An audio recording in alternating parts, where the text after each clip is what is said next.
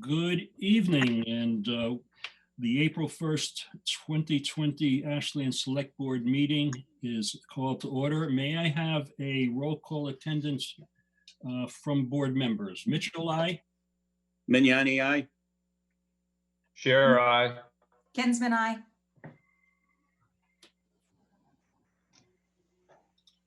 Yolanda, I didn't, You've muted me, Steve. well, your roll call vote? Okay, Your attendance? you Your- had me muted, Okay, so Greaves, aye. I'll mute myself, so just All keep right. me open and then. all right. The Select Board is using the Zoom conferencing platform to conduct our meeting. All board members are participating remotely. This meeting is also being broadcast live and is being taped by the good folks at WACA-TV, as well as being live streamed on Facebook. This meeting is being conducted via remote participation. Every effort will be made to ensure that the public can adequately access the proceedings as provided for by the governor's order. The goal is to maintain the spirit of the open meeting laws, maintain transparency of the process, and ensure that the Select Board is acting in the public's best interest. The goal is to mirror an actual meeting as closely as possible. During the real-time meeting, only comments through the Zoom and meeting platform will be accepted. We will not accept comments or questions through Facebook, Twitter, email, text messages, etc. In order to recognize and provide an opportunity for all potential participants wishing to comment, participants will utilize the raise hand function, and the chair will then unmute and lower the hand. The chair will unmute all participants briefly to determine the participation of those that are unable to raise their hands. So that being said, we're ready to move into our agenda. First item on our agenda is a discussion on the BAA grant program. Now, as we're all aware, the marathon's been moved to September the 14th. We're currently, I believe our grant round, our spring grant round officially ended at the end of March. If you were to look at our dashboard for our runners, you'll see that their fundraising has been rather minimal. And I would suggest that their fundraising moving forward is going to be impacted as well. So I'd like to open up a discussion on the potential or what we should do relative to the grants. Do we move it forward to the fall?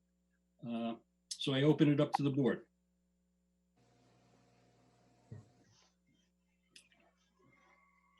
Comments on the I do have a comment, and I'm trying to hit the button to raise my hand and it won't allow me. Joe, you don't have to raise your hand. Okay. Board members do not have to raise their hand here. All right. Well, thank you. One of the things that I would suggest is that we have the summer concert program that we usually request some funding from the BAA money, which you folks have been graciously been providing us. We are looking to do the summer concerts again. We're probably not going to have the same every Tuesday night concert program because of the fact we're not sure exactly when the self-quarantine will be lifted, and or the other factor that is going to come into play during the summer months is the Triple E issue that may arise again. Yeah, so we're very cognizant of that, and we want to make sure that we do have some funding available for us, so we can put at least 3 or 4 summer concerts on, and if we have to, we can postpone it. So if there are some fundings available, it would be greatly appreciated, and the committee has asked me to provide that information to you folks tonight. Other board members? I have a question. Do we have a sense of how many grants were applied for? Was there a as much as there was in the fall? just trying to get a sense of like what the need is for spring. At this time, I don't. I think historically, most of our applications in the spring were related to youth sports, which are on hold at this point. It looks like we also get grant requests for Green Up Ashland. We get grant requests for the Garden Club. We get applications for summer concert series and so on. So these are all events that we really don't know what's going to go on at this point in time. And, my gut sense is that we should consider just moving the spring grant round to the fall, given the amount of fundraising that's occurred, given the uncertainty of activities through the spring into the beginning of the summertime. And we can always revisit things as needed in between now and the fall, based on the conditions. Steve, I think that's probably a good idea. The only reservation I have is we might have, I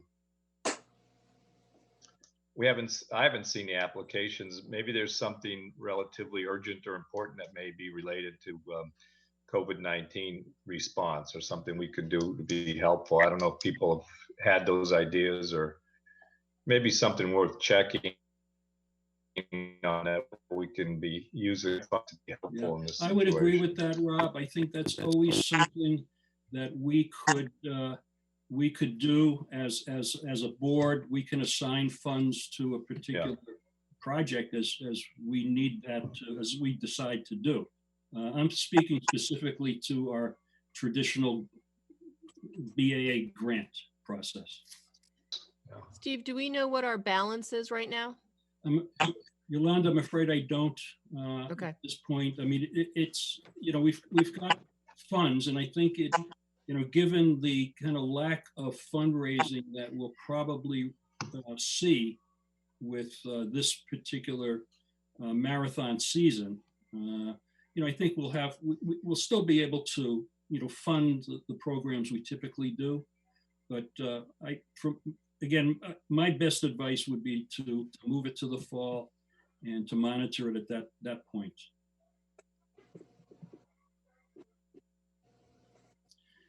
Anything else, Brandy? No, I agree. I think moving it to the fall is probably the right call. I think if something were to pop up that based on sort of current situations that would still be applicable, we could potentially look at it outside of the grant cycle and address it sort of in a one-off manner. But I think I think you're right. I think based on the fundraising, but based on the fact that a lot of things are just going to be put on hold for the next few months until we really kind of get our arms around what the ramifications of this is. I think it makes sense. Yeah, and I think we may have to consider as well, reducing the fundraising burden for this particular marathon season. I think it's going to be a very difficult time to be fundraising for all kinds of organizations and all sorts of activities and projects. So. So I know we asked the runners to raise $3,000. Do we ask them, if they don't raise that money, do we ask them to make us whole through that $3,000 or to make up that difference? Or do we just, what do we usually do? Well, that's the deal. They're committed to $3,000, and it's, okay. If you're familiar with the Pan Mass Challenge, when you make a commitment to fundraise to a certain amount, if you don't reach that amount, then you're on the fully responsible for that. Mm-hmm. Okay. So again, if everybody seems to be in accord on this, I'd entertain a motion that we suspend the current round and move it to the fall with a review as we move through this situation, and we can make changes moving forward. We can fund projects if we need to on a one-off basis, and do the best we can in the fall with supporting the programs that we historically do. Steve, I don't have a problem with that. But basically, in the fall, the concert program ends in August because the bands will not be playing, in the cooler weather. Right. So Joe, let me just reiterate, we can visit this in June. We can visit. Okay. There's nothing to exclude us from looking at, a particular event that we want to support. So, let's assume for a second that things start to settle out in June. We're able to gather in groups larger than 10. We can then visit your request. Okay. I mean, because we're basically looking probably either July and August to hold any of the events that we would like, concerts. Yeah. For that specific reason. Okay. So that way I can tell the committee that. Sure. So we can at least start lining up some bands that we know that are available. Okay. And it goes to what Rob's point was as well. If there was something, a particular project or need relative to COVID-19 we wanted to fund, nothing to prevent us from doing that either. Oh, absolutely. And I thoroughly support that. So not a problem. Thank you. All right, so Hold on a second. Yolanda's got her hand up. Yolanda. Somehow I don't know if it's you automatically mute me. I'm not muting you. Okay.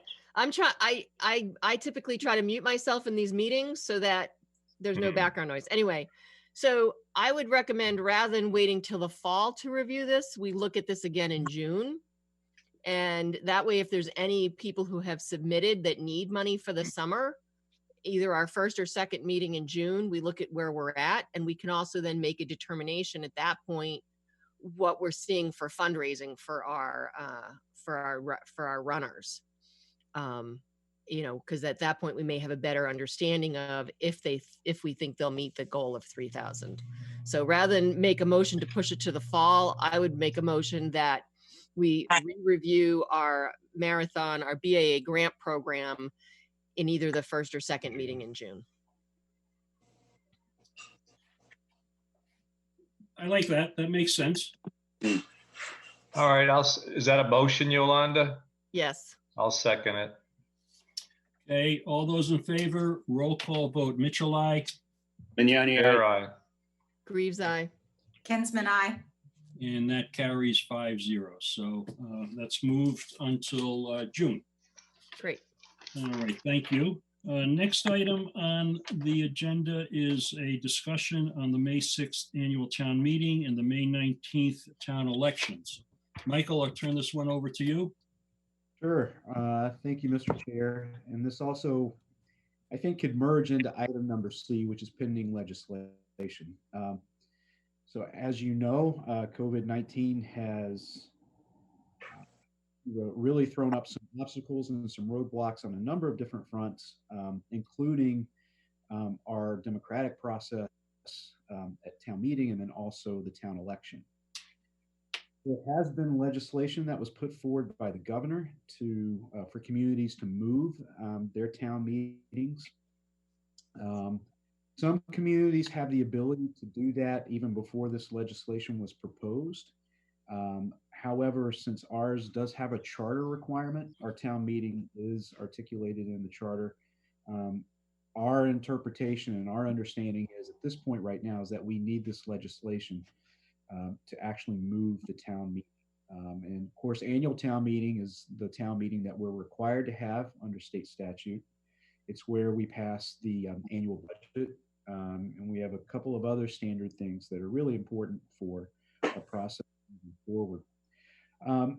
If you notice, I said proposed legislation. It was originally proposed by Governor Baker, I think actually a little over 2 weeks ago.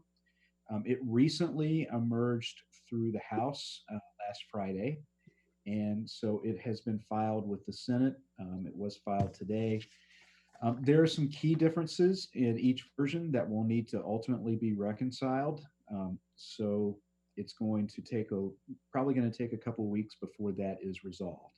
However, in talking with the moderator and talking with the town clerk, we think it makes sense to go ahead and begin planning for a town meeting that is beyond the May 6th date.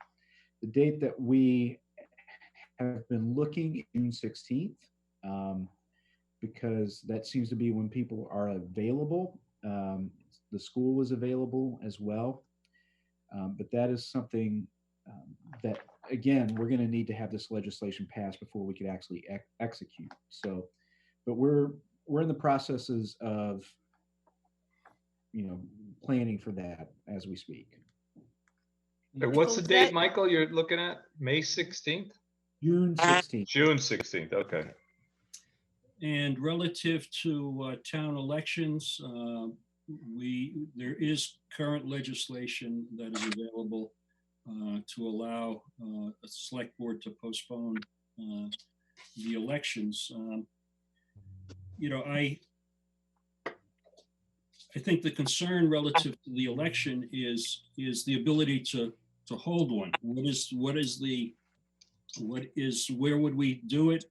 Is the situation going to change dramatically between now and mid-June to accommodate a voting place? Concerns with who is going to work the polling place? Concerns with the logistics if we have to do this through mail, absentee, etc. So, thoughts on that on the election. Steve, if I can, I worry about the fact that a lot of our election employees that work and volunteer their time are of, senior age. And one of the biggest concerns that we have during this pandemic is that senior citizens are very vulnerable to this pandemic virus.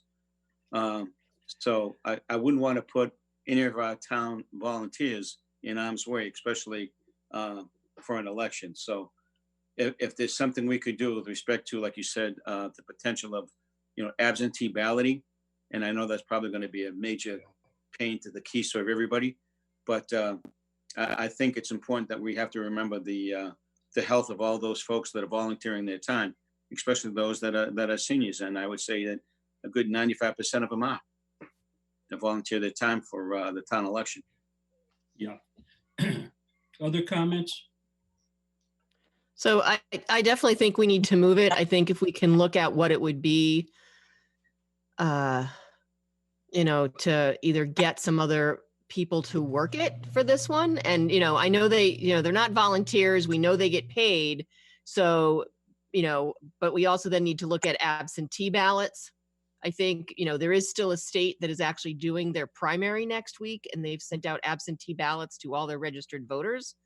I don't know what that would look like as a cost. And then of course, there are those people who still want to go and vote.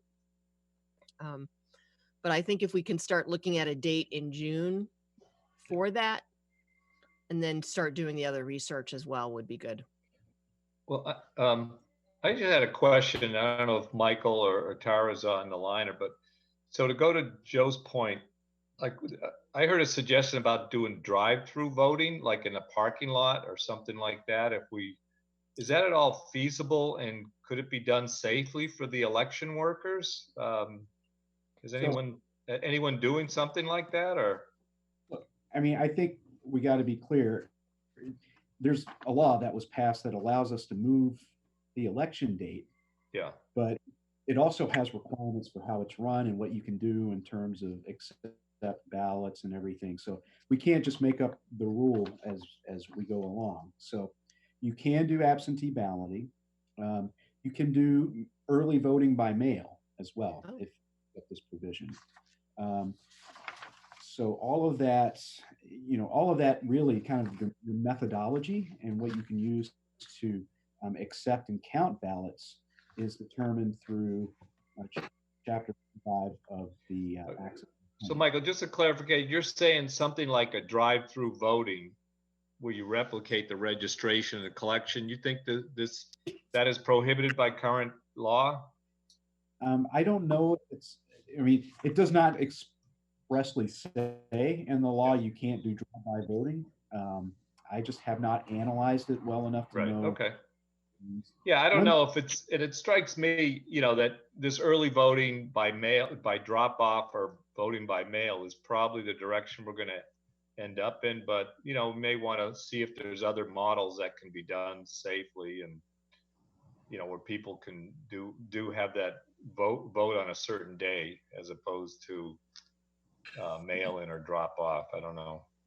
I certainly know that Tara has been looking into that. Tara and Cindy Livingston have been working with their colleagues just to sort of figure out what other towns are going to be doing too. So it's definitely something they're looking at. Yeah. Okay. The other thing is we might not actually, so, I mean, while we're thinking of the protection and safety of the poll workers, which is the right thing to do, Sure. they might not want to do this year. So we actually might not have a pool from which to draw upon as well. So I think those are important considerations when making the decision. Good. So Michael, the relationship between the town meeting and the election, what's your thoughts on that, date wise? Well, I think, one date that has been talked about is June 23rd for an election. Historically, I think Ashland used to have the town election right before its town meeting, but I think that was changed because you wanted to have, the same people who had developed, created the budget be there. Yeah. Part of the presentation. Randy? I was just say a quick question. So for town meeting, we would need to have that in place and completed by the end of June, correct? Because of the way the budget works, right? Well, there in this legislation, there are some provisions to go ahead and move forward in FY21 without passing the budget. But I think, it just makes sense. It's cleaner. It's a lot more organized if we go ahead and get our budget done and aim for the fiscal year start date. Okay. Is there provisions in the legislation about like election dates as well? Is there like a timing on that? Or is it like if we set a date, could it be a moving target depending on what our current environment is in a month? The only restriction that I've seen in this law is that in terms of dates, is that it has to be done before June 30th. Okay. Okay. Yeah. Thanks.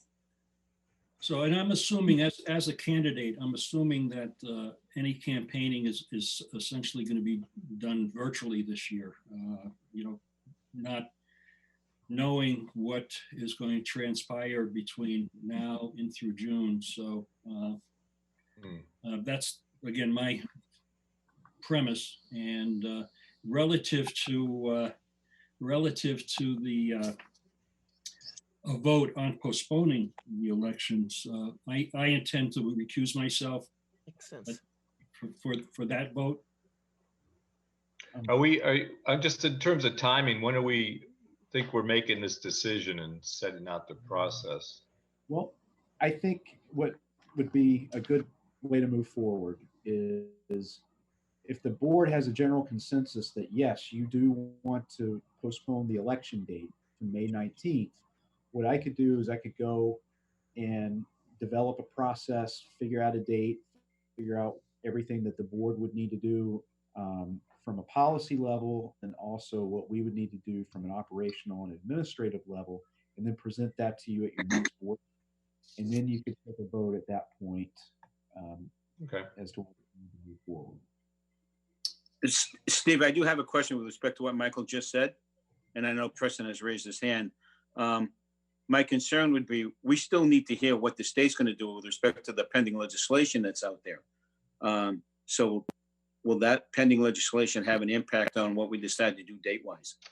No, just, I mean, if I wasn't clear before, the legislation regarding town elections has been passed and signed into law. That's done. Okay, That's chapter 45 of the Acts of 2020. The legislation regarding town meeting, moving town meeting, operating under a 1/12 budget in July and August, a bunch of other things that would probably go to the level of minutia, that is still working its way through the legislation. okay. Thanks, Michael. Thanks for the clarification. So it sounds like we have a plan relative to our next meeting that will, in theory, we'll have some clarity from the state relative to town meeting and also relative to the elections as well. So makes sense to everybody? Yes, it does. Yeah. Yes. Absolutely. Okay, very good. So just folks out there, I'm not entertaining public participation at this point in time. We will conduct it at the end of the town manager's report before board reports go. Steve, So- can I ask just a question about, Michael, if we're considering all mail ballot, an election mail in and mail back or drop off, do you see, is that an expensive process? I mean, I know you've yet to work through the details, but I'm just wondering if we mailed a ballot to everybody in town, to the registered voters, is that an expensive process, do you think, or? It could be. It could be. It's not very, very clear. I was just going back through it again to Yeah. see if there's anything I'd missed. I mean, the one that kind of scares me is any form of written communication evidencing a desire to have an early voting ballot be sent for use for voting at an election shall be given the same effect as an application made in the form prescribed by the state secretary. I'm sure Tara's getting ready to pull her hair out. Yeah, about that right. Because I want to hear from her. so Okay. it was about $3,000 to mail out the most recent flyer that we sent to Yeah, I saw that, all yeah. health. So, I would say we'd be looking at a cost at least equivalent to that. Yeah. Okay, any other comments or questions relative to pending legislation and So the just- town meeting? One comment, and we don't have to talk about it now, but depending on what we decide to do with our elections, we also should consider when we want to do our reorg. Because our bylaws say we have to do it the first meeting after the election. But if we're waiting to do the election, we should decide if we want to do the reorg the first meeting in June, like we've done it in the past or not. Again, not for discussion tonight, but just to think about how we want to handle that as it relates to the election. That's all. Okay, moving on. Well, just a question for clarification, Steve. So at our next meeting, we'll take a vote on whether or not to move the dates, or at least the election date. Yeah, based on the best information we have today, Right. and based And I on think- Michael's interpretations, our next meeting, we should be able to accomplish both. All right. And Michael, you've got enough information from us to do your planning or your Yeah. recommendations. I just Yeah. wanted to get a sense from the board. If that's Yeah. something that you are wanting to entertain, I'll put Definitely. together a more. Yeah, I would say so. Yeah, I think it definitely makes sense to move both the election and the town meeting. I agree. Okay, so moving on, we are, Michael, you're up for a discussion for the fiscal year 20 budget and its implications on both this year and next year. Okay. So just to clarify for, anybody that's watching, FY20 is the fiscal year that we are currently in, and it ends June 30th of 2020. FY21 is the year that we are proposing a budget for, that starts in July 1st of 2020 and ends June 30th of 2021. It's really important to distinguish both. The difference between the two at this point in time, because I think the ramifications for each of them are going to be different. So for FY20, we are expecting obviously a less in terms of local receipts. So those are things that contain more of your elastic revenues like building permits, motor vehicle excise taxes. Fortunately, a lot of our budget is not heavily dependent upon those elastic revenues, so that's good. We did go ahead and extend the date that people could pay motor vehicle excise taxes without penalty till May 1st. I had hoped to have in front of you today the ability a vote, or to ask you to consider a vote to postpone the date that we would be required to collect fourth quarter property taxes until June 1st. Unfortunately, that provision is in that legislation that is still with town meeting, and it's approved. I'm assuming that the board would, want to go ahead and do that once you have the ability to take that vote. Both of those have some cash flow implications for us. Nothing that we don't think we can handle. There's some tools and things that we could utilize to help get us through that. We've been in contact with DOR to help get some advice on that. It wasn't looking as good that were available to us. But this week they're a lot better. I don't think we're going to see some severe ramifications for FY20. I think the most important thing is state aid is looking to be stable for FY20. So that makes a difference as well. FY21 could be a very, very different scenario. I don't know if you've seen, but the state is looking at a severe decline in revenues. I think the last estimate I saw from a think tank was around $3 billion. That could have been for the whole, let's just call it recession period. But needless to say, it's probably going to have an impact on state aid. And I've talked to our legislative delegation and staff, and while they don't have numbers, they think that that's a real possibility. That goes to some of the projections that Brittany had worked on and the analysis that she had worked on last week, a couple weeks ago, where we have a recession that equals 2008 recession levels. We're going to be looking at a combined revenue reduction in our general fund of $1.5 million, which could, obviously that's quite significant. And that doesn't include things like enterprise funds, revolving funds. I know the schools depend heavily on their revolving funds for programs. So that's 1.5 million, and it doesn't take into account all of that. So we could have our work cut out for us in terms of FY21. It's really too early to tell. That being said, if you also look at 2008 and look at where we are now, in 2008, our stabilization fund was at $600,000. This year, now it's at $7 million. That might be a little bit lower based on some of the investment losses that occurred in the market. But we shouldn't be in any kind of aggressive vehicles in the markets anyway with the stabilization fund. But we're in dramatic shape in terms of our rainy day fund than we were 12 years ago. So that's going to really, really through, I think, this downturn, whether it's 1 year or 2 or 3 years. Can I ask a question related to the rainy day fund? Is that okay? What do we have? And I'm not familiar enough with all of our policies in this detail. What do we need to do, or what do we have in place to be taking money out of our rainy day fund to support our budget if we feel that that is something we want to present to the town? The trigger that we have in the policy is a reduction in free cash, or excuse me, a reduction in state aid of 10%. Okay.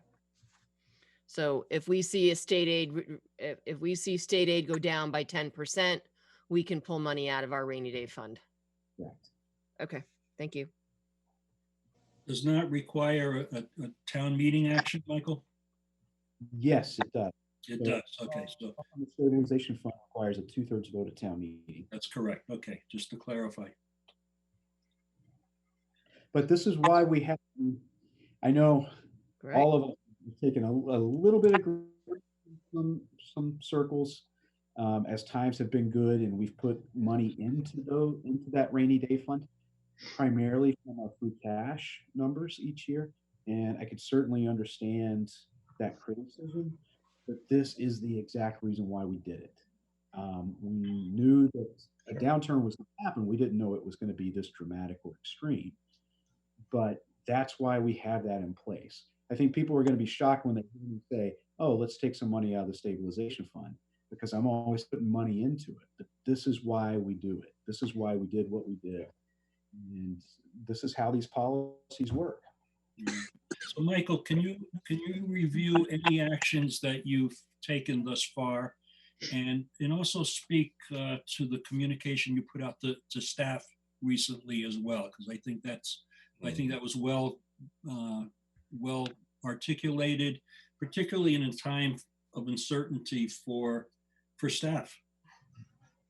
Yeah, so the first thing that we've done administratively is we've put a spending freeze on non-critical items, non-personnel, related items, and non-COVID-19 related items. So, expenses that are considered very discretionary, we've put a freeze on that. Most of our capital projects are still a go. We're revised. Initially, we'd put a freeze on all of those, loosen that up a little bit as we've seen the credit markets open up a little bit over the last week. So that's, in terms of our spending, that's one of the things that we've done. That being said, we're moving forward, and I think everybody's in agreement with this, is that we move forward with the two big building projects that we're talking about, which is design and engineering of the public safety building in the Mendez School. I think it's really important to keep those going, keep those on track. Number one, the money has already been appropriated. Number two, we're going at a pretty good clip, I think, with both projects. And number three, I am hoping and expecting some level of stimulus to happen from the federal and state level that could potentially fund a couple, some of these projects, so that they won't be borne by the taxpayer, but they would get people back to work. So, but remember the critical definition back in 2008 was shovel ready. So that means engineered, permitted, ready to go. So it's important to move forward with this project. I have put out to the staff that, in FY20, we're not going to be looking at any type of layoffs for the rest of this year. Our planning has put us in a decent, financial position. Obviously, no community is in a good position right now, but we're in a place where we can weather the storm. A lot of other communities are not in that position. So, I did put that out to staff, and they wouldn't have to worry about that in the midst of everything else that they're going through. Very good. So one other question I have, Michael, your coordination, if you would review your coordination with the school department and with Jim, please. Jim and I are constantly talking to each other, just in terms of what we're seeing, what they're seeing. I have visibility into what their, revolving fund revenues are looking like.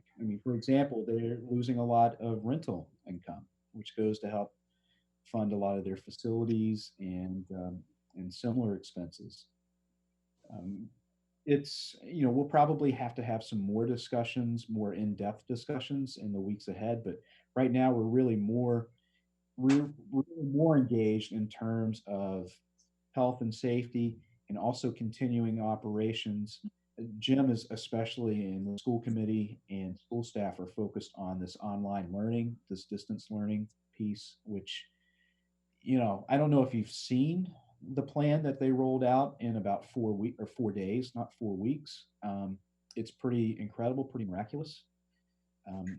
But it is on our radar screen that we're going to have more conversations about this later. Good. Questions from the board, comments on our two budgets? Michael, I just had some questions about the various funding sources. How elastic are property taxes? I mean, how long will this go on and affect property taxes? Do they remain relatively constant for a while, or? Yeah, property taxes remain constant. I mean, if you see a downturn in the housing market, you'll see the valuation of properties go down, but you'll see the tax rate go up. The thing is about Prop 2.5 is it doesn't tie property taxes to actual values. It ties it to expenses. So those should remain relatively stable. Where you do see an impact on property taxes are things like new growth. So if people are not able or do not want to do things like additions on their homes and stuff like that, that affects your new growth. If we don't have businesses moving in, or businesses move out, right, or close down, you will see that, in your new growth as well. If you see, if there's not as much construction going on, you will see that in a reduction in your new growth number as well. Okay, thanks. And I thought that was an interesting point about the possibility of federal stimulus. Has there been any, as I think we all know, the state is different in that they can't run a deficit unlike the federal government. But is there any discussion at the state level about that kind of stimulus spending or support for municipalities or businesses for that matter in terms of the state actual expenditures, whether it's bond programs or something like that? Well, the state has their ability to fund their own programs, again, within the budget and with some of the quasi-public agencies that they have, like Mass Development. Oh, yeah. So we've seen a couple of programs that have emerged over the last few weeks dedicated to small businesses. For example, small business program, I think that's been capitalized with $20 million.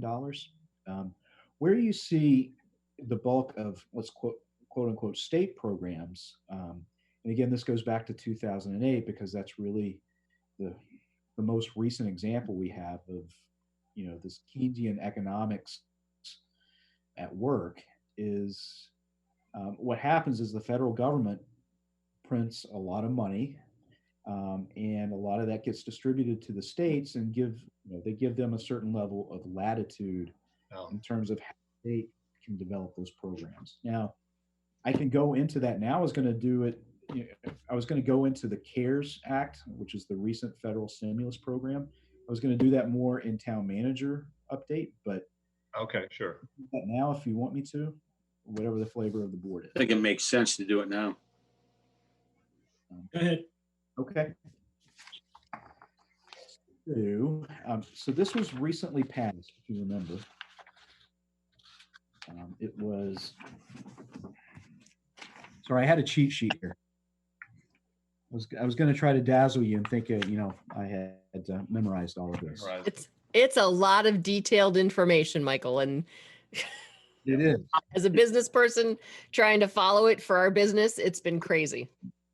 So March 27th, President Trump, he signed $2.2 million COVID-19 relief package. The main thing that's coming into state and local governments, it's $150 billion for what's known as a coronavirus relief fund. Now, the estimates are that Massachusetts will receive roughly $2.7 billion in aid to state and local government. There's a little bit of a catch here because what it says is a local unit of government is defined as a county, municipality, town, township, village, parish, borough, or other unit of general government below the state level with a population that exceeds $500,000. There's a couple of ways you could read that. One could apply that $500,000 floor to everything that was referred to earlier, or it could only be applied to that section that says other unit of general government below the state level. So there needs to be some refinement of that. Obviously, we could use regional planning agencies, hopefully, and be a part of their umbrella, or even county government, if that's a possibility. And then, so that would flow into, the states, and the state might have a dedicated infrastructure program that would go, or that could essentially be a stimulus program using some of that money. Again, it's 2.67 billion. There's 30.7 billion for the an education stabilization fund. There's also money for housing in what's known as community development block grants. Rob, you probably know a little bit about these more than most.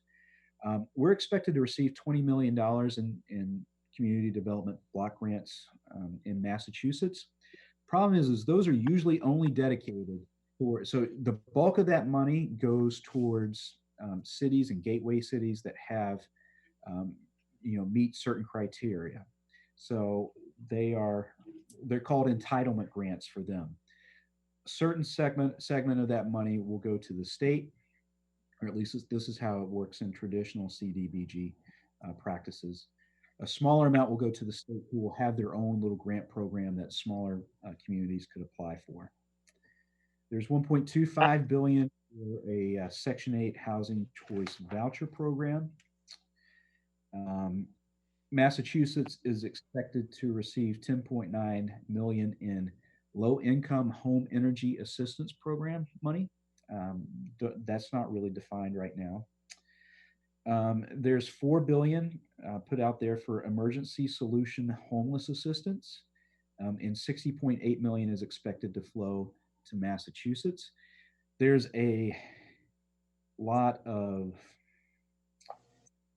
concern out there amongst my colleagues about some of our more vulnerable populations, especially in the larger municipalities. The homeless, how, obviously, if somebody who's homeless and is in a shelter contracts this virus, the ability for it to spread is very, very strong and spread rapidly, almost like wildfire. So there's thoughts to how can we help manage and control coronavirus in that population. So that money should help with that. For small businesses, Yolanda, you probably know about this now. It's the $367 billion for small business relief. There's a $350 billion in loan forgiveness grants to maintain their existing workforce, pay their expenses. There's $10 billion for economic injury disaster loans. So there's relief of up to $10,000 to cover immediate operating costs. And there's $17 billion for small business loan programs. 6 months it would cover 6 months of SBA loan payments for businesses. Got a couple more, but I can stop here and see if there's any questions.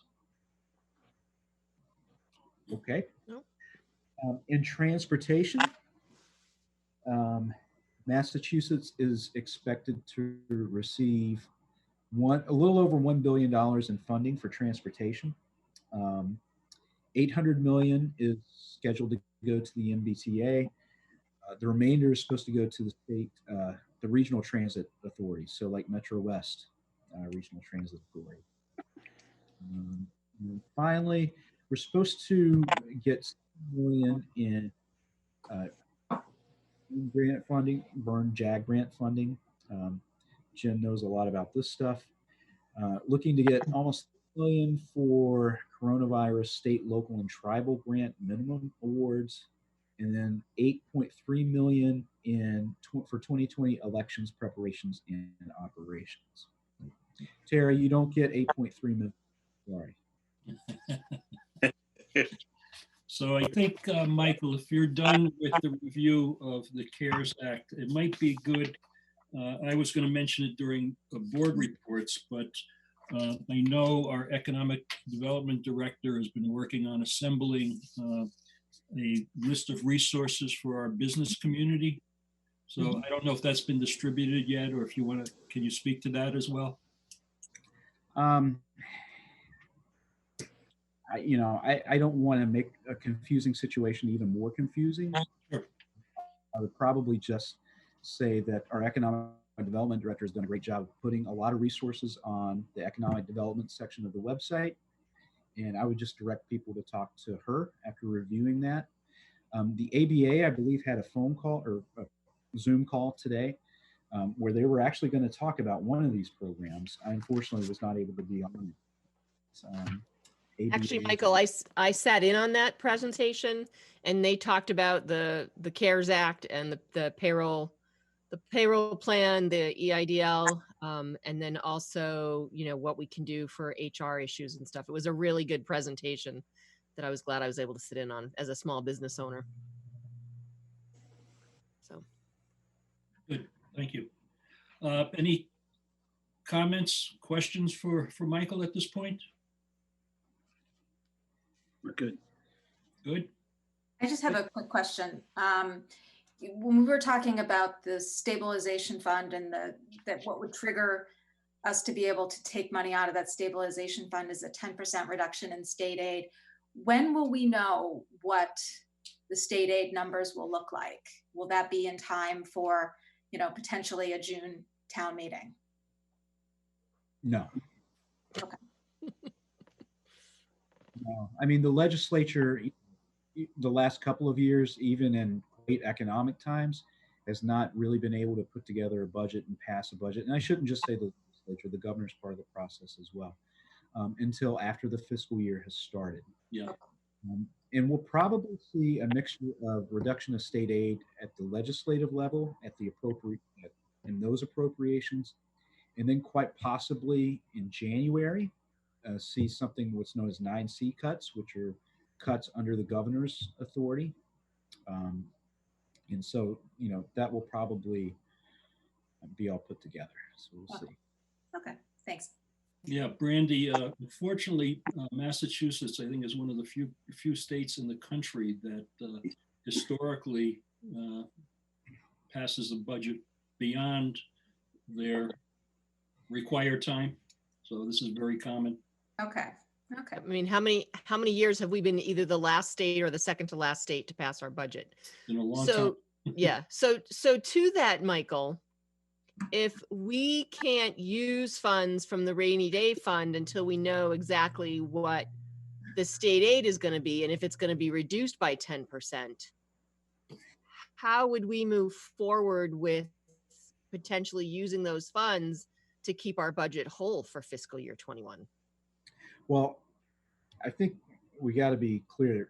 We can't use the stabilization fund to keep our budget whole. It will, if the revenue comes in lower than what we're expecting to the levels that, you know, again, mirror 2008, we're going to have to look at cuts somewhere too. Okay. We wouldn't be able to sustain, you know, drawing off the stabilization fund at that rate. I think we're going to, I don't have the answer right now, quite frankly.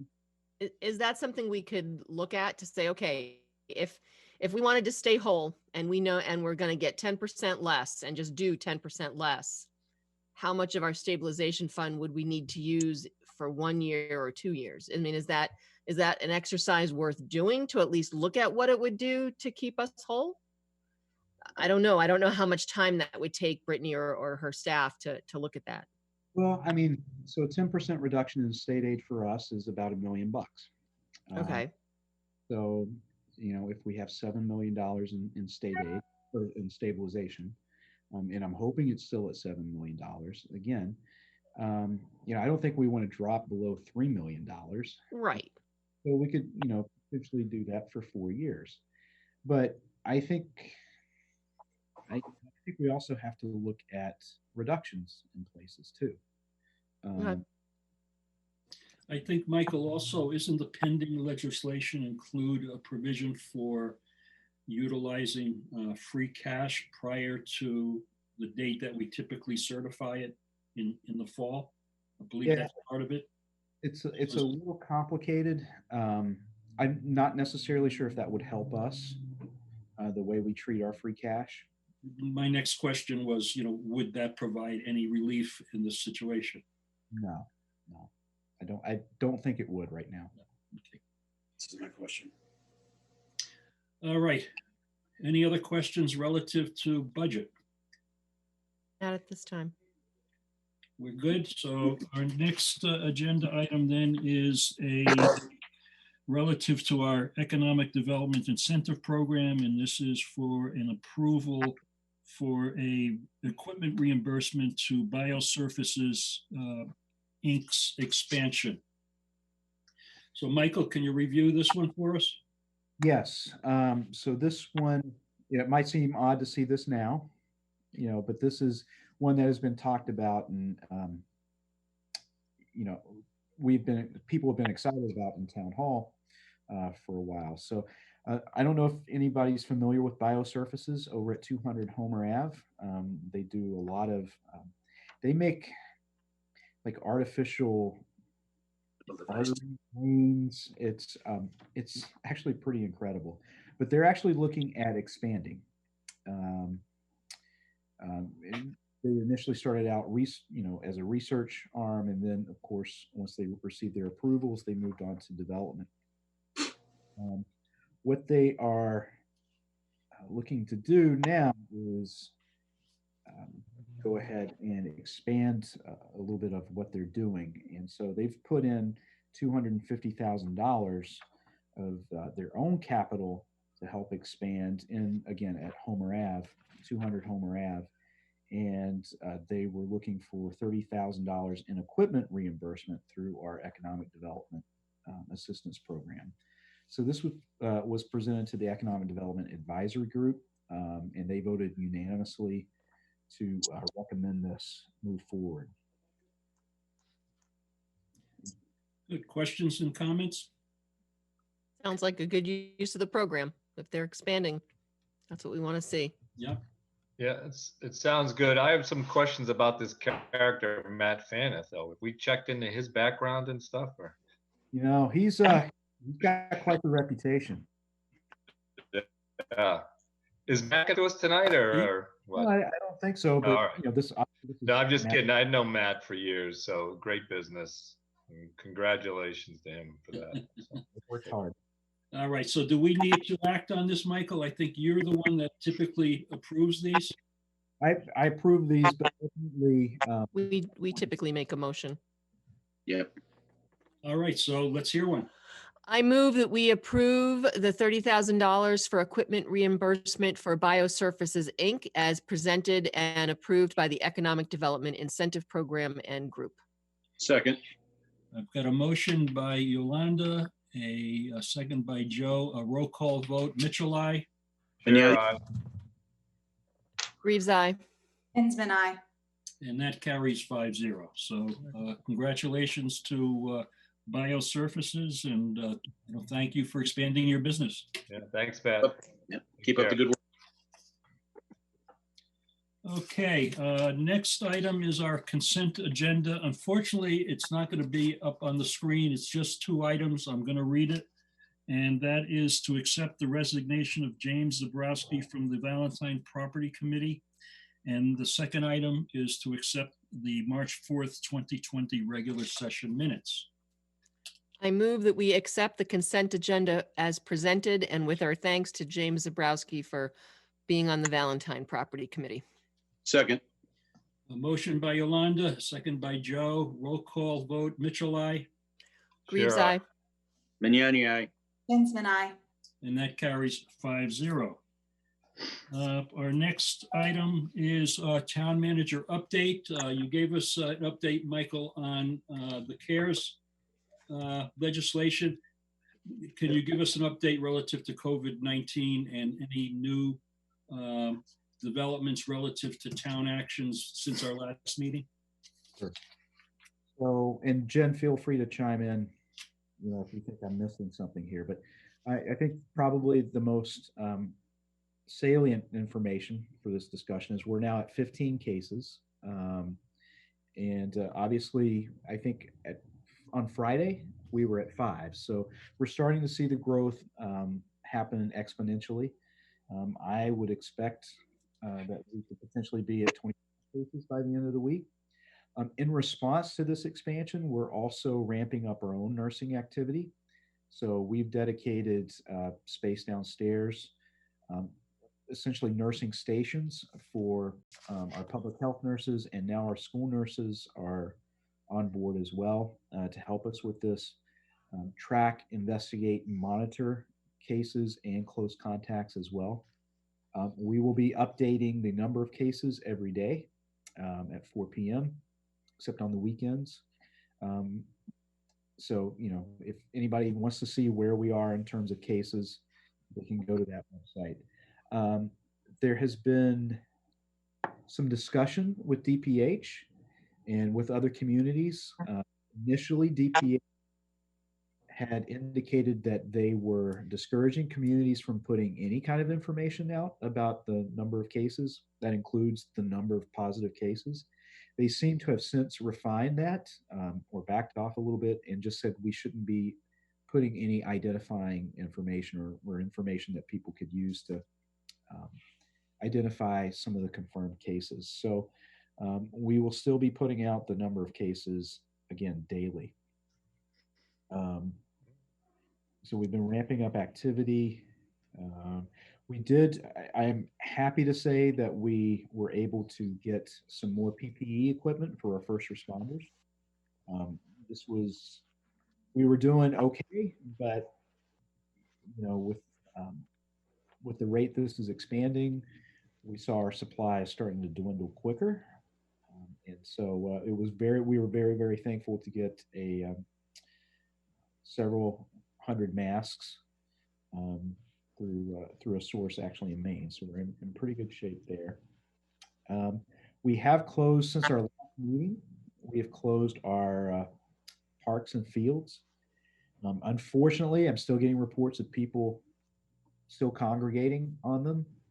So I think we might have to look at the next step, which is potentially removing playground equipment or basically taking some kind of physical action in the parks and the fields to discourage people from congregating there.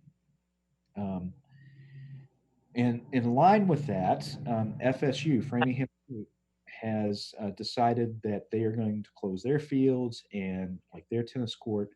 They have also chosen to close their parking lots over at the Warren Conference Center. And also the Conservation Commission has decided to close off the parking at Warren Woods as well. So that parking area off of Chestnut Street. Obviously, people are utilizing the parks more than ever. Unfortunately, some of the same issues that we were having when they weren't being used as much as they are now have just continued and blossomed. So the issues that we have with dogs, clean up after dogs, we found that people were not necessarily practicing social distancing the way that they should be. And so we've had to take those unfortunate steps. Again, FSU did it on their end and our Conservation Commission did it on the other. Michael, do we know what's going to happen with the state parks? Because I walked the reservoir on Saturday, didn't park. I walked from the house, and the Spring Street parking lot was full. It's full. People can still park at the Spring Street parking lot and then also at the community center and walk in. That being said, if you're parked on Chestnut Street illegally, if you're parked on Spring Street, not in the parking area, but on Spring Street, if you're parked on Olive Street, there is a very, very good chance that you're going to be ticketed and possibly towed if it's deemed. Okay, good. And I did see a police car drive by as we were walking that area, so that was good to see. But yeah, it was a full parking lot. Yeah, I did. I drove from the community center, and the community center lot was getting filled up. Went down Olive Street to Spring Street. There was no one parked illegally. The parking lot, as you said, Yolanda, was completely filled. And then went up through by Chestnut Street. No one parked illegally on Chestnut Street. The Framingham State had already closed off the main parking lot, the tennis court parking lot at that time. Still open. Yeah. So, and I will tell you, I do go to Cushing Park in Framingham quite often, and it's very heavily used. It seems like people are practicing social distancing. Lots of dogs. they've got a large play area as well that's roped off. And no one's using it, at least from my observation. But it's, people are certainly feeling the need to get out and to get some fresh air. If I may, Steve, Yolanda, on Sunday, 2 environmental police officers were at the boat landing, which is still part of the state park. Right. And there was a group that had put a campfire on it, started a campfire, and they went over there and told them to put the fire out, and they were all asked to leave. So everybody that was were asked to leave. That's good. So they're taking it serious. Oh yeah. Time in quite some time, and so they're definitely monitoring that, and I'm sure they'll continue to do that, as well as the beachfront over at the Warren Center, which is actually not on their property, but it's part of DCR, and they've been monitoring that as well. Yeah. Good. I mean, obviously, hate to take these actions. It is clearly an issue where, a few bad apples are spoiling the whole bunch. But unfortunately, the stakes are just that much higher. Right. And the violations are becoming that much more. And it's, like I said, I hate to do that. I'm going to hate to have to go to the parks and tie up the nets if that's what it comes down to. But, to keep kids from playing basketball together. But has there been thoughts around the town forest? Are we going to take action on the town forest at all? Or is that going to remain as is for now? Right now, that's still open. I think a lot of that depends on the town forest. Okay. So, I think it's I think it's important to allow people to be outside and be responsible. We should try to keep these things open, and as long as people are acting responsibly, we all need kind of an outlet to be able to get outside and walk around, and I think it's important to try to keep that going, but yet somehow and hopefully most people, I think, get the right message and act responsibly and maintain social distance. Well, nobody wants to be like these mayors in Italy that you see videos of like, I don't know, have you seen those? Like they're actually confronting people and like, what are you doing? But it's unfortunate that we have to be considering these actions, because I agree with Rob. I think, to restrict the access to a lot of these assets that we have for people to enjoy is a shame. But, it's understandable why we may need to do further actions. I do have one concern that, especially for the senior citizens that live in the downtown area, by closing off Stone Park, keeps them from having to walk in a safe location and a more flat location to get their exercise. And I think I may have mentioned to one or two of you in other conversations that we've had over the last week or two. And my concern is that, when they walk up Cherry Street or even to get to Cherry Street, there's somewhat of an incline where they can go right through the park on a nice flat area on that little roadway that goes through. But now that the signs are posted that the park is closed, our seniors are definitely taking, the word as is, and they're not going through there. And now they're staying, inside their little parameters and not having the availability to get out and walk around. So I was just wondering if, those that monitor those locations use a little bit of discretion when they see, some older folks just taking a walk without, having to remember the park is closed. Yeah, they're not, I can tell you that they're not stopping and questioning and trying to get, people who are using that walkway at Stone Park as a transportation mechanism to get from Park Road over to Summer Street. Yeah. They are not telling those people to disperse. It's Okay, that's cool. Congregating. It's the ones that are, playing basketball together or, playing ball on the fields or at kids. Yeah. Yeah. And we, we have noticed that, we keep an eye on the pavilion area, and we have seen, parents with their kids, at Kids Spot, and it just, it it concerns me that, you know, they should be using a little better common sense. And while I have you, Michael, I'm very concerned and worried about our paramedics and our first responders having, like you say, not enough equipment, PPEs, to make sure that everybody is safe when they start going to calls, because the calls are rising, as you just mentioned. And is there a location or an address where if people want to donate, you know, masks, facial protection, gloves, or whatever, to the police and fire departments, that they can, those items can be, you know, readily dispersed to both of them? Or do we have a mechanism or an address where we could send them to? Well, my initial thought is to have them call the COVID-19 hotline. Okay. If there are a lot of people that are willing to donate, like, and it becomes overwhelming, I think we could look at the potential of, you know, opening the police lobby for people to come in and drop stuff off for those purposes. But at this point in time, I'll say, just, you know, give us a call. I can tell you, my daughter, and she had donated some surgical masks, and just went over to she called dispatch and went over to the Cedar Street station and dropped them off. Okay, so they're allowed to do that without an incident. All right, Yeah, she left them by the door, that kind of thing. Yep.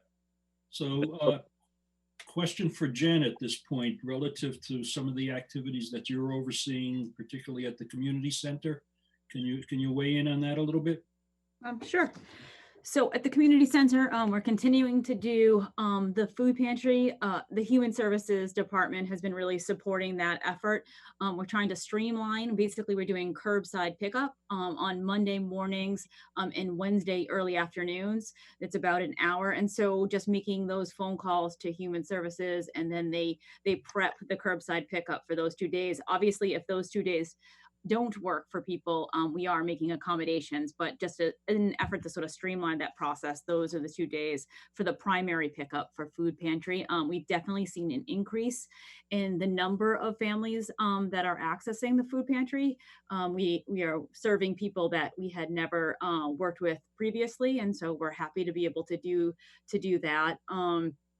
The senior center staff is primarily focused on doing outreach to seniors in our community. So they're working down a call list right now to really check in on them, making sure that our seniors aren't feeling extra isolated, making sure that they have support, and then also making sure that if they need additional services, we're able to connect them with potential outside services, making sure that they have food, making sure, you know, trying to come up with some ideas for them to connect while they are unable to access the community center while it's closed. Kim Katab is working on rather than a pen pal program, because people are a little wary of mail right now. She's working on potentially creating a phone pal program where maybe some young people, maybe some students would be able to call, be matched up with a senior and be able to call and check in on them and have good conversations with them, maybe, you know, once or twice a week or something like that. So they're working through those logistics now. Nice. Very good. Any further questions for Michael and Jen?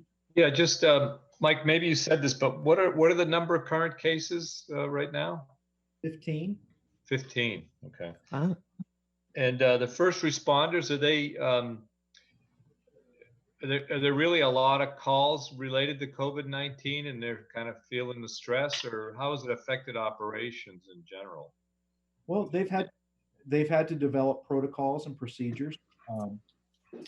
Just to give you just a sampling of one of the things that they've done. So if they're going on a medical call, they will usually only send one person in at a time until it's determined that, you know, they can send others.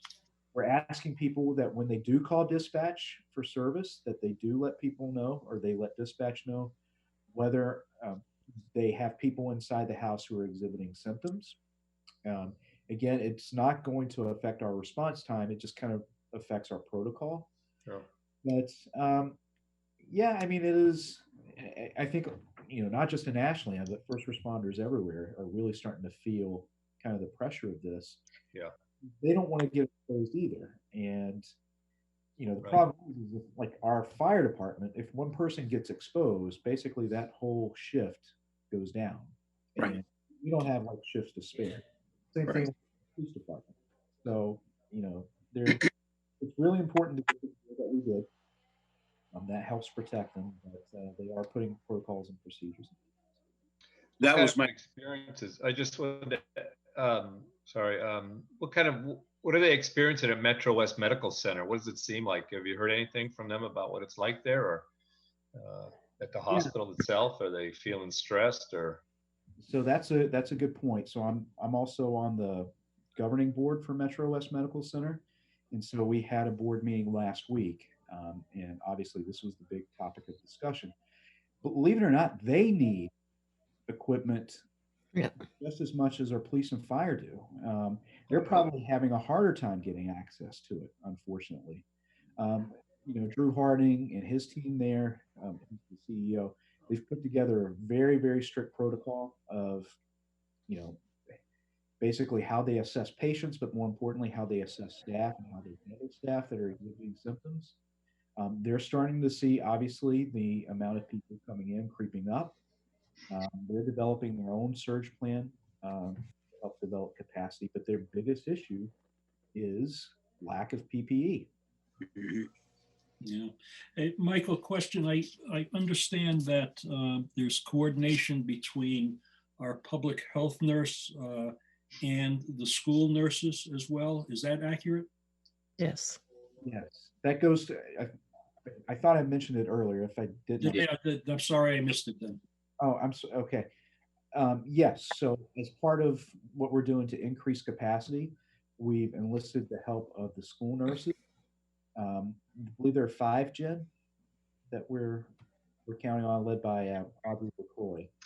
So in addition to Nancy Carey, who was our own public health nurse, and of course we've expanded her hours, that gives us 5 or 6 people that we can count on. Jen, did you want to elaborate a little bit on that? So we've been working on a plan to sort of build that capacity, knowing that obviously Nancy, with her minimal hours, was not going to be able to handle the required tracking and monitoring for these cases. So working with Audrey, they do have 4 or 5 school nurses, so that certainly is helping now. We are working with them currently. They're starting to do some monitoring and tracking of cases as they have grown in the last few days. Additionally, we have started to ask if there are medical professionals that are willing to work with us. And there is the Medical Reserve Corps that we've also put out a call to see if that we could have a few members of that team also participate. And I believe Mark is starting to create a list of people that we'll be able to call in as we sort of reach the limits of our additional staffing. I do have ask for a clarification on this, and appreciate all the work that you folks have done to get the nurses involved. They're just doing monitoring. They're not actually doing actual testing for COVID-19. Is that correct? That's correct. Okay, I just want to make sure I don't want people to think that that's what they're doing. Okay, thank you. You're welcome.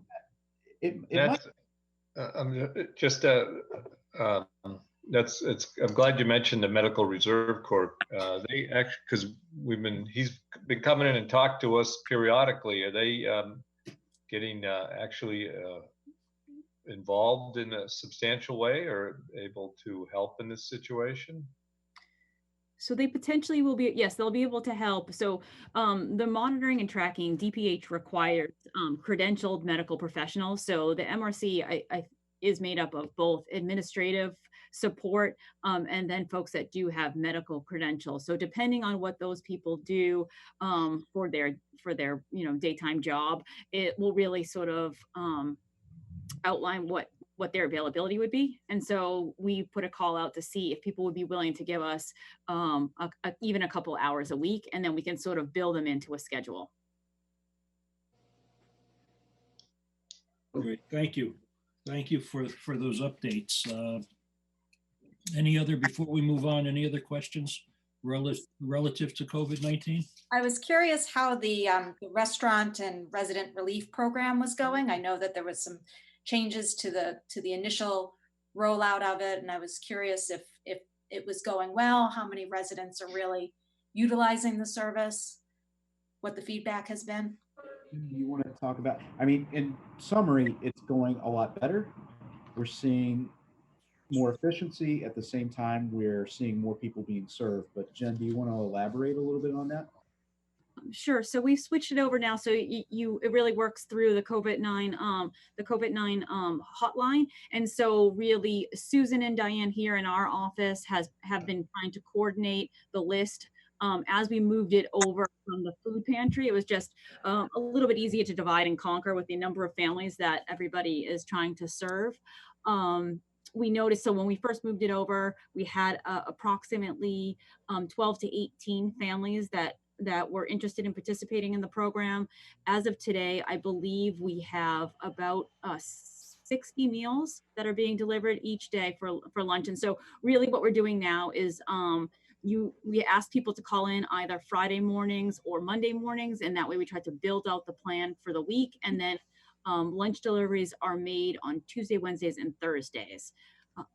Most of the families that are participating with us, or individuals that are participating with us, are taking advantage of all 3 days. But there are families who might be getting additional assistance from someplace else that may just need it one day. And so Susan and Diane have been doing a really nice job coordinating that. When we take the intake form, we also ask if they need any other additional services, and then we coordinate with Human Services to make sure if they have other unmet needs that we're hopefully able to help them. I have one question, Jen, with respect to that. Have you broken those numbers down to see how many children are actually being fed through those programs? So we can do that. So our program is not just for children. So there is actually, for our program, there are a lot of seniors. There was, at one point, there was about, Meals on Wheels had reduced some of their services because they didn't have the staff to do the delivery. They have since been able to build their capacity, and they're starting to do their full level of services starting again next week. I believe the decision was made this week that they could actually have enough delivery, but there was a decline in their services. And so we did a lot of targeted outreach to some seniors that may have received that previously and then were without that. So we definitely have a nice mixture of both families and then seniors that may be, just feeling a little bit more food insecure than they previously had. Thank you. I appreciate that. Thank you, Jen. And then Also, is the schools doing the free and reduced lunch program as well? Yes. So that's concurrent to this program as well. So, And I believe at the schools, it's not just free and reduced. I think any student that is feeling, like they need food can go to the schools as long as they have their ID. They can go in and get meals through the nutritional program at the high school. that's terrific. And I just want to give a shout out to Susan and Diane in our office for coordinating all of this. So I don't think they're listening, but if they are, they best wishes to. I do want to give a kudos to whoever put it on the town website, the list of restaurants in town that are doing takeout services, because I know there's been a lot of questions as what restaurant is open and who's doing what, but there was a list that was posted, and I know it's updated frequently. So whoever did that, thank you very much, because that's definitely putting a lot of people's minds at ease as to where they can go and who's doing what. Thank you. Yeah, that was Beth. She worked hard putting that together. Thank you, Beth. I appreciate it. All right. Any other questions regarding the COVID-19 update? If not, I'm going to open it up to public. I've got 2 more things. Excuse me? I've got 2 more Oh, I'm things. sorry. Go ahead, Mike. That's okay. That's okay, because believe it or not, other things are still happening. Not just- First thing I want to point out is April 1st, besides being April Fool's Day, it's also annual census day. So many of you, if not all, should have received a form in the mail. You have the option to fill it out or fill it out online.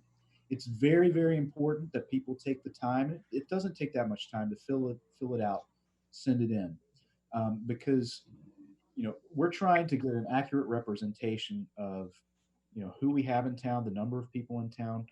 And it makes a difference for us and then also for the state as a whole, because the more it makes us more eligible for federal aid, you know, if our numbers are higher. And actually, believe it or not, legislative seats in Congress. But you know, when I was going through the CARES Act and talking about all those numbers, the big numbers, and then the amount that was going to Massachusetts, a lot of that is based on census data. Yes. It's a percentage. So take the time to fill that out, please. And then the last thing, I just want to congratulate our planning department. We recently received a DLTA award, that's District Local Technical Assistance Award, Nice. to update our housing production plan. Believe it or not, we're Yay! It is very, very important.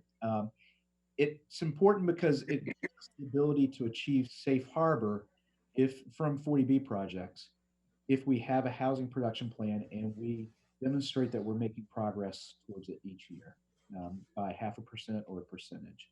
Again, safe harbor status. And Very good. so the last thing is, Steve, I just kind of want to echo your comments. I want to really highlight the work that Diane and Susan and Jen have done in this office, but then also all of our staff. They've been really, they've been asked to really change the way they think and do things. We've got some growing pains, obviously, but for the most part, everybody has really responded well. And, you know, this has not been an easy thing to adjust to. And, you know, I just want to highlight the work that they've been doing and, you know, give them some kudos as well. That's great. Well, I appreciate that, Michael. And I think it's important that we acknowledge, you know, all staff members. And, you know, there's, I think most residents don't really understand what goes on behind the scenes and who doesn't. But so I'm glad you brought that up. Eve, can I just add one more thing? Sure. Just in terms of the census, one of the things that both Candy Wilson and King Katab at the community center have offered is that if any senior is having some trouble or they don't have access to a computer or they don't feel comfortable making the phone call to fill out their census form, they're both willing to walk anyone through that. They've done it for a couple of people just through the senior calls. And so if you just call the community center, they'd be willing to set something up and either do it online for you or walk you through the phone. There's apparently a phone form that you can just call in your information, and they've done both ways. And so they wanted just to wanted some help to get that word out if anyone needs some assistance. Very good. Thank you, Jen. Mm-hmm. All right, Michael, you're all set? I'm good. All right, good. So we're going to move on. Before board reports, we're going to open it up to public participation. First person, so anybody that wants to participate, raise their hand. First person I am going to acknowledge, I believe Roland Hool is here from the Emergency fund. From the emergency fund, and I'm going to unmute Roland. And I think, hold on a sec. All right, Roland, can you hear us? Yes, I can. Can you hear me? Okay, yes, we can. Everybody hear Roland? Yep. Yes. Okay, very good. You're on, sir. Okay. For those of you that don't know me, my name is Roland Hool, and I'm the chair of the Ashland Emergency Fund. Just over 2 weeks ago, the Ashland Emergency Fund set a fundraising goal of $50,000 that we will use to supplement our existing funds to assist members of the Ashland community affected by COVID-19 crisis. We are offering assistance with food security, housing, utilities, and car payments to those in need in the Ashland community. And we expect that this assistance will be needed for at least several months after this medical crisis peaks, whenever that will be. I am humbled to report that in those 2 weeks, we have received donation pledges from nearly 300 individuals, businesses, and charitable groups. I am heartened that many of the members on the select board and in town leadership are included in that list of donors because it shows that they understand and value the need for a group like the Ashland Emergency Fund. I am happy to report that these pledges have already surpassed $60,000. Wow. The more money we raise, more assistance we can provide. So please continue to give if you can. I think this generosity of support is a testament to what the kind of town Ashland is and how we respect and value all of the people in this community. On behalf of the Ashland Emergency Board, thank you. So Roland, thank you. Thank you for all the work of the emergency board. And, you know, hopefully we'll just, as a community, it takes a town, and we will continue to support what we need to do to help our residents that need that help. So I appreciate it very much. We all do. Yes, thank you. Yep. Thanks, Roland. You're Roland. Thank you.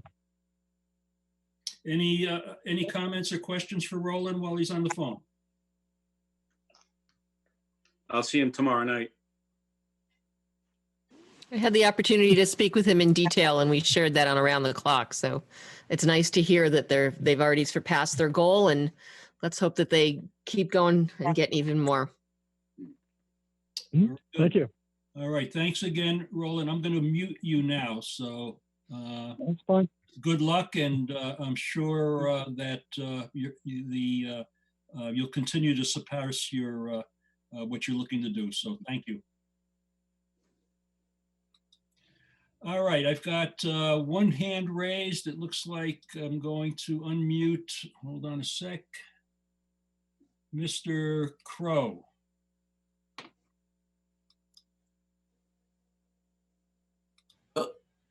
You're on. Okay.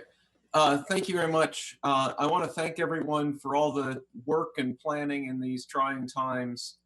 And I wanted to weigh in on the town election discussion that you had earlier. I support postponing the election so that you have time to plan it and do it right. I think that's clearly the right call. I think June 23rd sounds like a perfectly reasonable date to be shooting for right now. I would like to see as a goal to have fairly firm plans at least 1 month in advance. As a candidate, I think for all the candidates, that would help us to plan our campaigns and do what we need to do to make that happen on our ends. So thank you. Thank you, Preston. Anyone else for choosing to participate?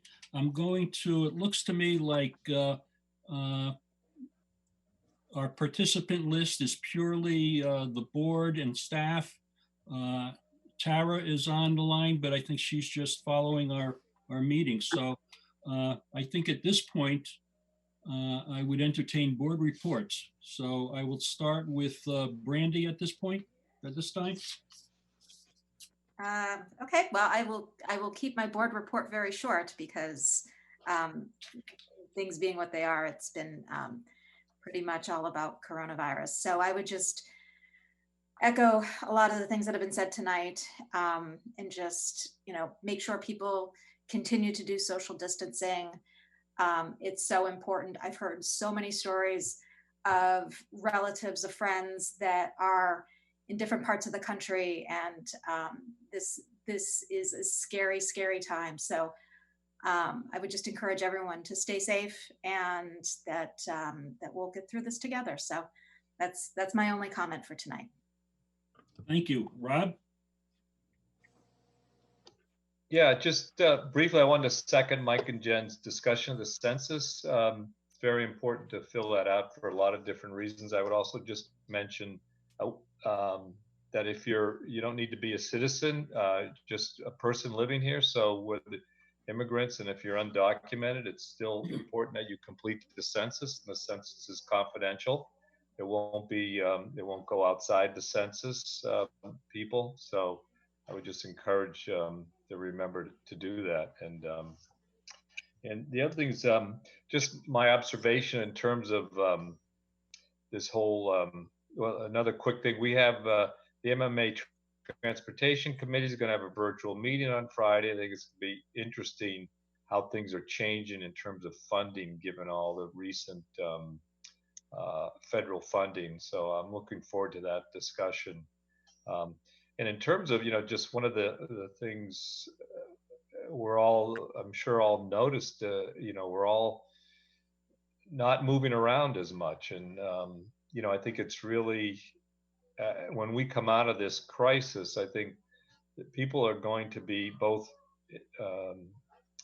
people and employers are going to be thinking in new ways about working from home, or what does it mean to have an office, and where should you be, and do you really need to be in a certain kind of office? Of course, not everybody can work from home or work remotely, but I think if you look at the trains going to Boston, I mean, they've been empty for weeks now, yet a lot of work is still continuing. So I think, and it's had an effect on climate change, where our carbon footprint has been decreasing because of this, because of the lack of economic activity. But I think one thing, even when we get back to work and hopefully the economy will recover shortly, we might have a new relationship to transportation and work. And that'll be interesting to see how that plays out. So. Yeah, very interesting comments, Rob. And I share what you're saying, because I think it's going to be an opportunity to really, I think, self-reflect on how we live our lives individually, but also as a society. And hopefully we take that opportunity to really evaluate some of the ways we conduct business. Yeah.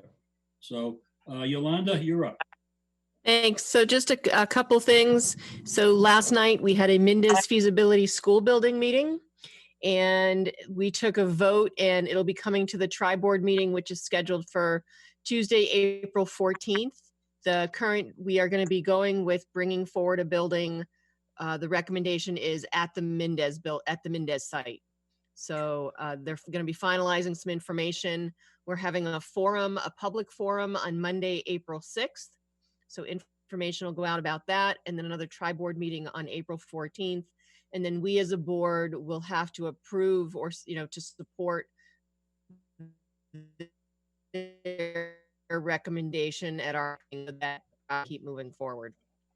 I also sat in on a Metro West Regional Collaborative meeting on Friday morning, and it was interesting hearing, one, how other communities are dealing with the whole COVID-19. I was happy to hear that as Ashland is very much in the forefront in regards to how our management team is getting information out. And when I was telling and speaking very proudly of the information that Michael has been getting out, how he's working with our superintendent, it was interesting that some of the other communities are having difficulty getting their management to put information out there on a daily basis. So thank you, Michael, Jen, and your staff for doing what you do, because it has helped our community. The other thing that was interesting was that some of them are not closing their rail trails and some of their other walking trails as of yet, because as we have said, some of us, that it's good to have those facilities available. What was interesting was Weston typically has an area where they allow dogs off leash, and they were going to be at their next meeting getting rid of that, because if the dogs are off leash, there's chance that people will not be able to keep their social distancing of the 6 feet. So, the dogs bring you close. And those were the two things I had. I would just want to say, echoing what Rob was saying, that there is going to be a real change in how businesses do their business.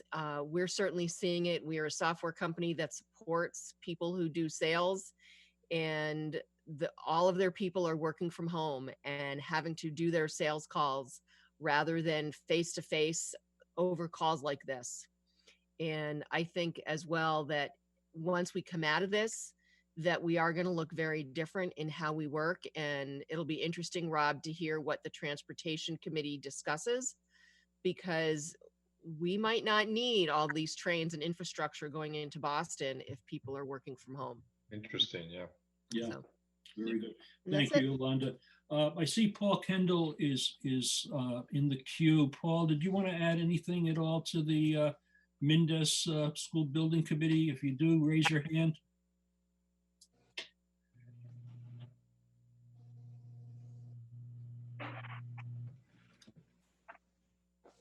Hold on, just bear with me.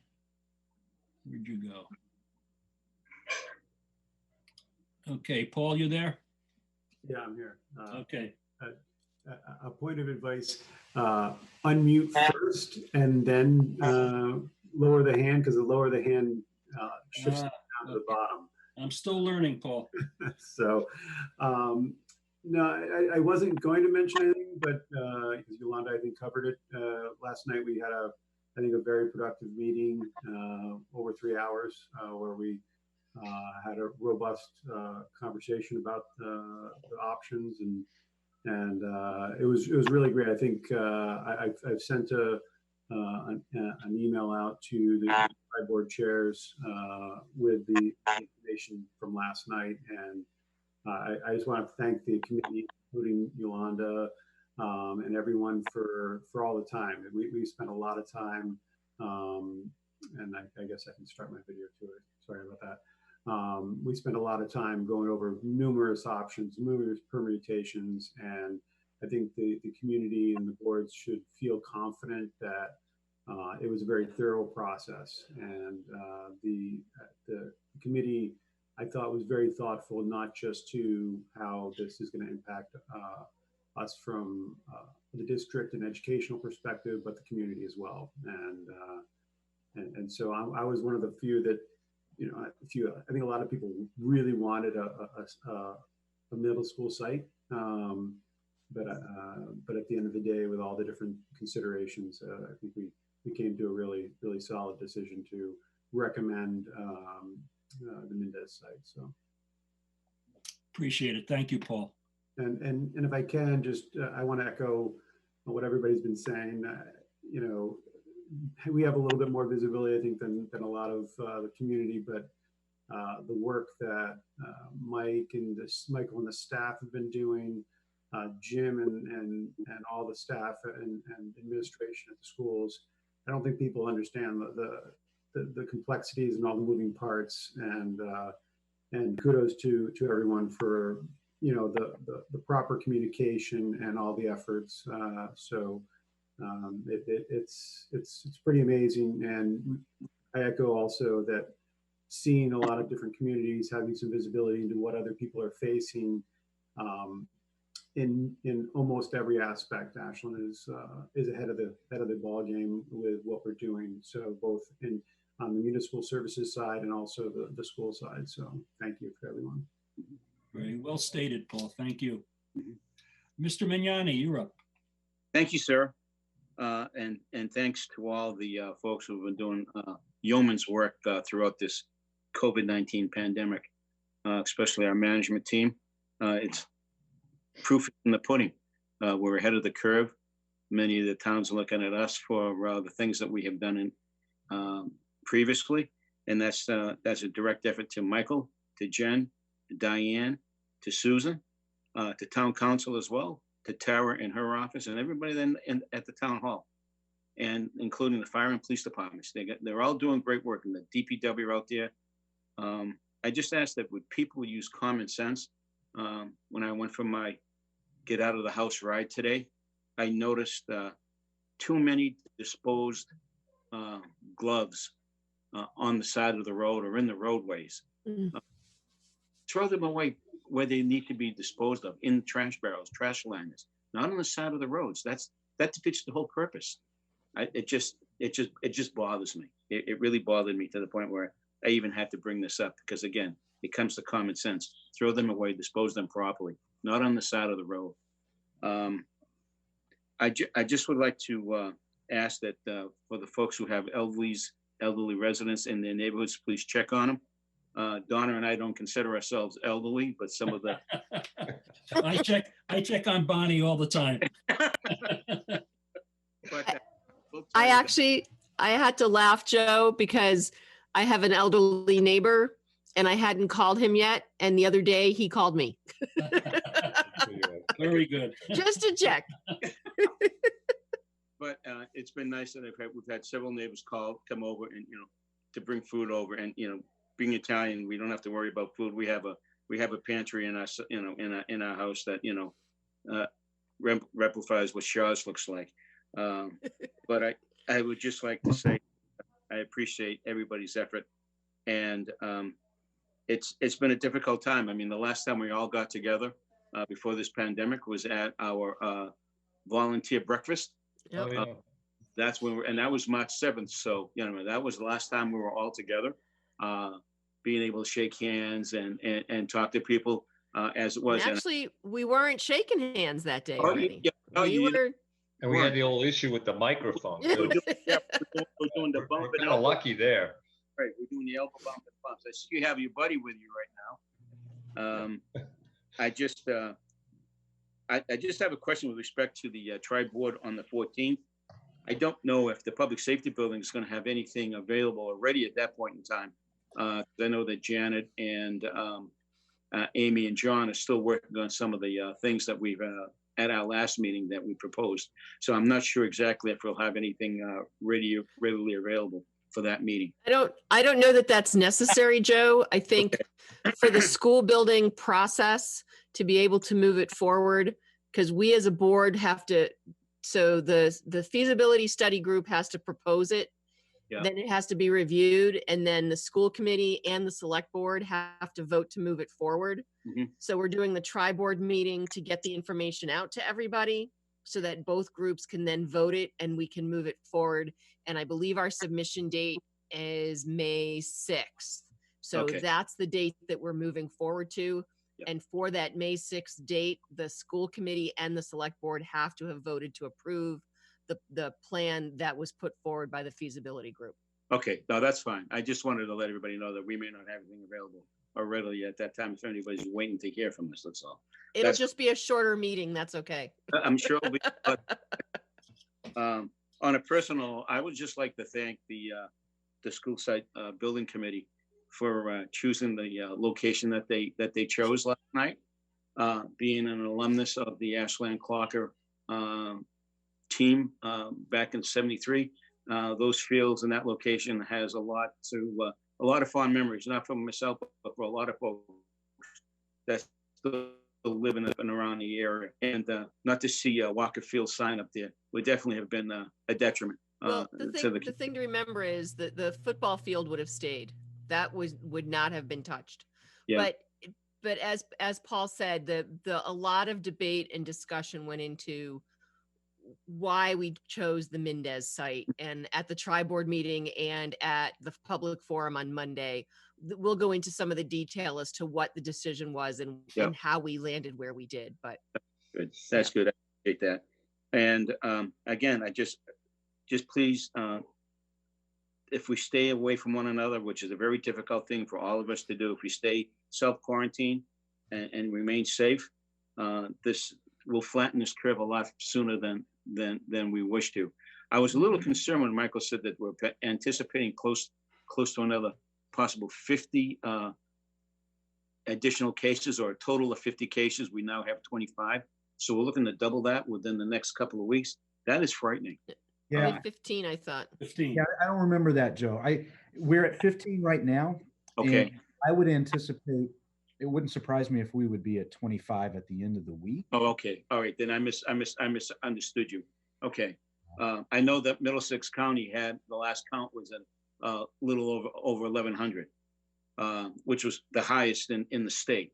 So we're part of that Middlesex County area. So we need to be very vigilant in what we're doing. I know we are. And again, the PPEs that I question, and if we have to provide additional funding, and if it has to come through our BAA monies to make sure that first line paramedics and first responders have the necessary equipment, I'm all for it. I'm all for it. I just want to be clear, it's not a funding issue at all. Okay. It's an availability issue. Okay. So, where you have Governor Baker expressing frustration with getting outbid for, Yep. PPE equipment.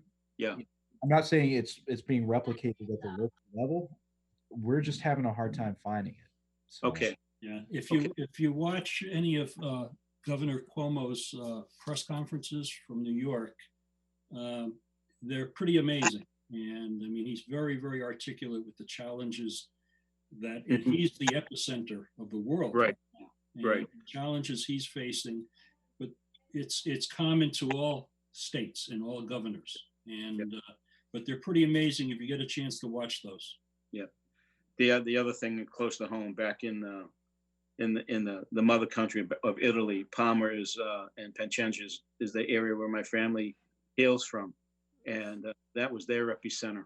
And to see that the curve is starting to flatten over there is a good sign. But again, it's just incredible, and we'll all get through this together. I know we will, and I just keep praying that we don't lose anybody. That's the main concern. So I'm all set. Thank you very much, and everybody stay safe.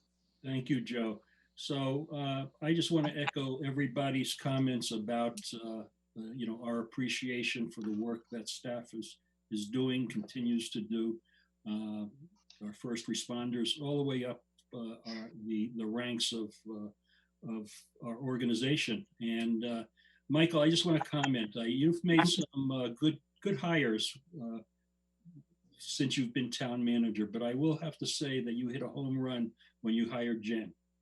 So don't say that now. Yeah, no, I think it's important. I can see Jen is turning red, but that's, too bad.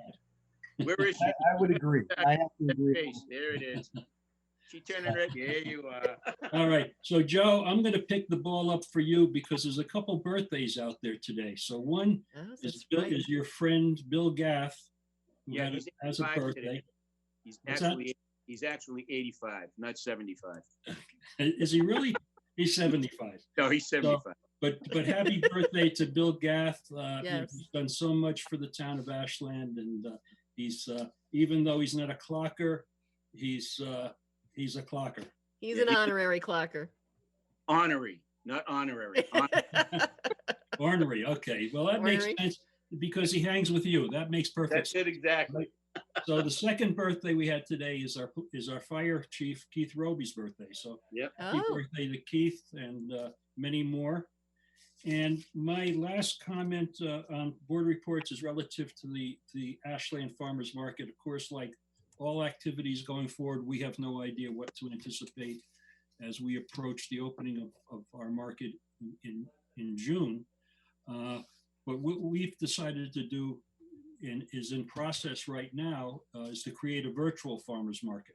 So that will be coming out probably in another week. And it goes to, I think, all of us feel committed to supporting our businesses. I know I've seen Brandy at Dolce and at the Bagel Table, and that's what we do. That's how we think globally, we shop locally, and it's important to do that, and important to support all of our businesses. And so that'll be something that we're going to try to replicate on a weekly basis, just like we have a farmer's market every week. We'll have a virtual farmer's market, and we're compiling all of that now. So that being said, I am ready for dinner myself. I'd entertain a motion to adjourn. So move. Second. Okay, the motion, the second. Got a roll call vote. Mitchell, aye. Chair, aye. Reeves, aye. Kinsman, aye. All right, so that carries 5-0. Have a good night, everybody. We'll see you in a couple weeks. All right. Stay safe, stay home, and stay healthy. Keep safe, keep informed, stay informed. Yep. Good night. Thank you all. Good night. Thank you.